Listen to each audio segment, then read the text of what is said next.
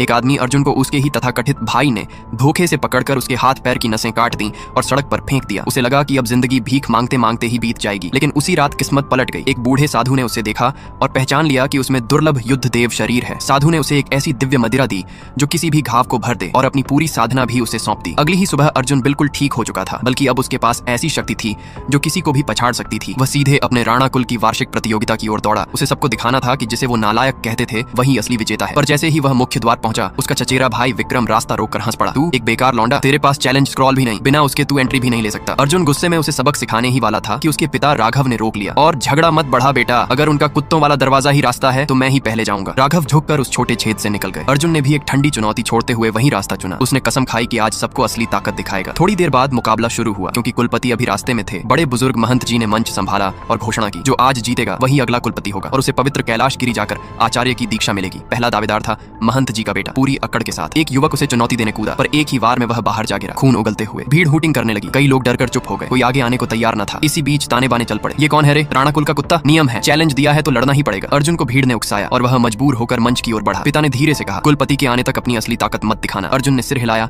और अपने आत्मविश्वास के साथ अखाड़े में उतरा। भीड़ चिल्ला रही थी, मारो, खत्म कर दो, डरता क्यों है? पर जंग खत्म होते होते सबकी आंखें फटी रह गईं। जिसे वो बेकार कहते थे उसने सामने वाले को पलक झपकते ही हरा दिया।